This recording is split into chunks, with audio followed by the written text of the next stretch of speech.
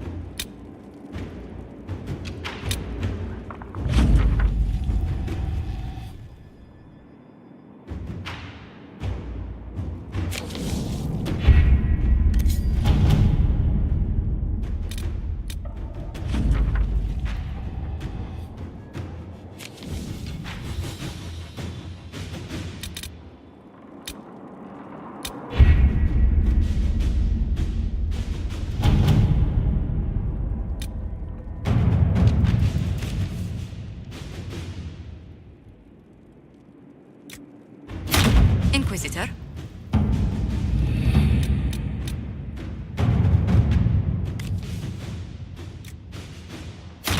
Inquisitor.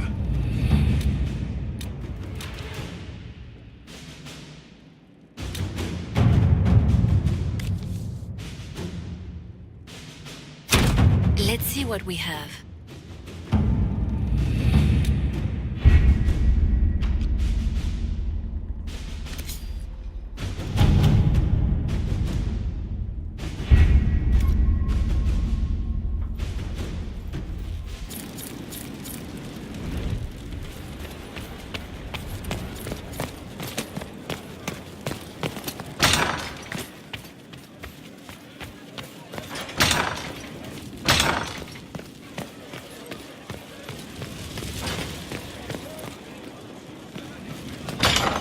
Your worship.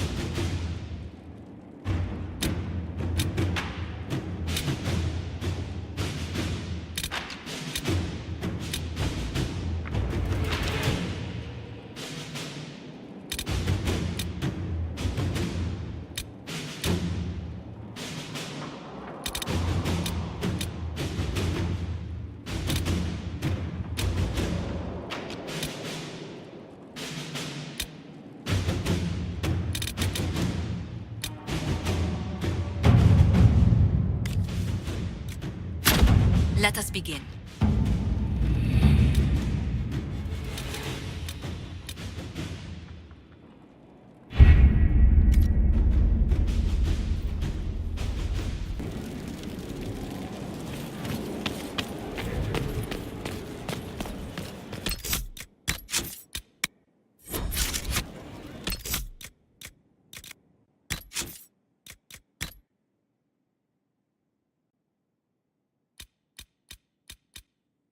Bruiser. A warrior wielding a great blade strikes terror into common soldiers, but to a chevalier, he is no greater danger than any other opponent. A skilled warrior is struck down by a Morlaw battle axe in one of three cases. In the first, he is taken unawares in the heat of battle. In the second, he cannot evade the blow because of the nature of the battlefield or his own injuries, and in the third and most common case, he is struck down because he reacts poorly. We do not train enough against two-handed weapons because we disdain them ourselves. I think this is a mistake, and in time to come, I hope it is corrected. I have seen too many skilled warriors die because they have seen a great maul coming down at them and raise a shield to block instead of deflect. I have seen men lose their composure due to fear or anger and engage such a warrior directly, thinking they can risk a blow to their body as they would from a light sword or a dagger. In the heat of battle, even the trained mind will think such things. Those who cannot overcome such thoughts die. You must watch the weapon, but only to gauge its length. Otherwise, as in all fights, the opponent's hips and shoulders will tell his intent. The great weapons are dangerous only when moving or poised overhead to strike down. You must give ground, but only against the true threat. If he advances but is not truly prepared to strike, you must rush in, catch him, and withdraw to your guard before his blow is ready. It may take 10 cuts to kill him. Even after the 9th, he may cleave your head from your body if you do not respect the distance he can cover.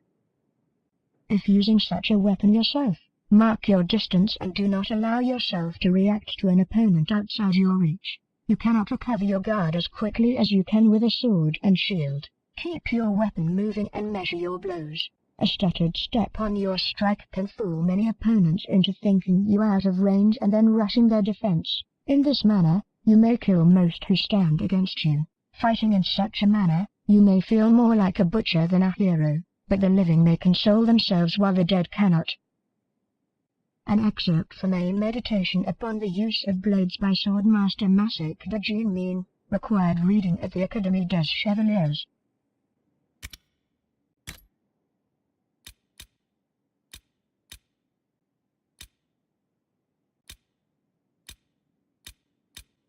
Poisoned spider. The dawning of our understanding was violent and terrifying, made all the more so because of the mistaken awe and glory it replaced. We had walked into the cavern on the word of the shaman, and we were not disappointed. Row upon row, an army of dusty figures, men and women, pack animals, and what appeared to be staged tableaus of scavengers, as though silent commentary. We imagined it the toy battalion of a mad king, funded by mountains of gold, or the subjects of some cruel empress, sealed away with her upon her death. It was, to all of us, a wondrous sight, and yet another example of how immortals are pretenders to creation and immortality. And then we asked ourselves, why are they all looking upward? And the answer was upon us. A sound from above, and then legs, fangs, and poison. I do not know the number. Less than my nightmares bear, but still too many. Only quick fires from our circle apprentice allowed us to retreat, but not all. Several of our number were paralyzed in the instant, as must have been the case for so many before. When I close my eyes, I see them, new recruits to that silent army, frozen in praise of a moving ceiling, waiting to be hollowed. Excerpted from We Need Not Demons, Our Dangerous World, a collection of natural horrors and wonders, edited by Philium, a bard.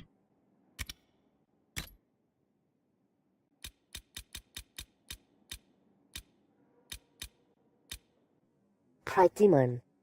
The most powerful demons yet encountered are the Pride Demons, perhaps because they, among all their kind, most resemble men, as clever and manipulative as the Desire Demon, with a penchant for cruel irony that is almost human, while the demons of desire largely engage in the bribery of mortals. Pride will use mortals' own best nature against them.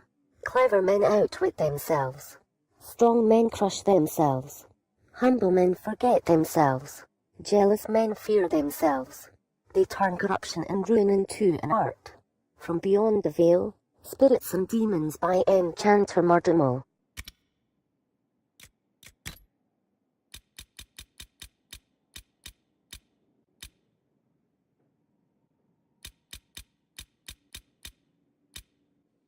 Red Templar Night.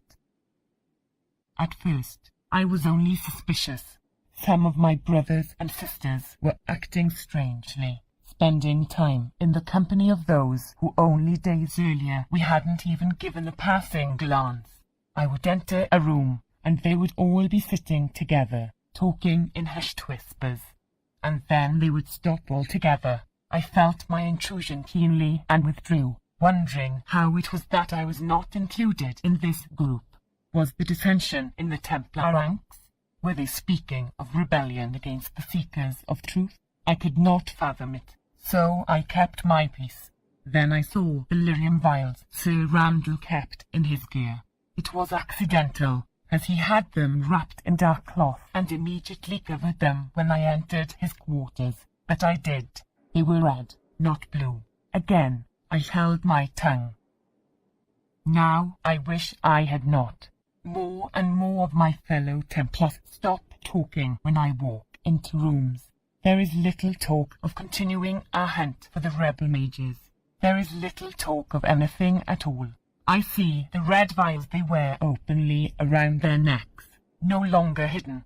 They are stronger than the rest of us, and it suddenly seems as if proper blue lyrium has become rare. Shortages, they tell me. I saw Sir Randall this morning, and his eyes were red. For the first time, I am wondering if I should abandon my post and flee the Order for good. From the Journal of Sir Kallian of the Order of Templars, 941 Dragon.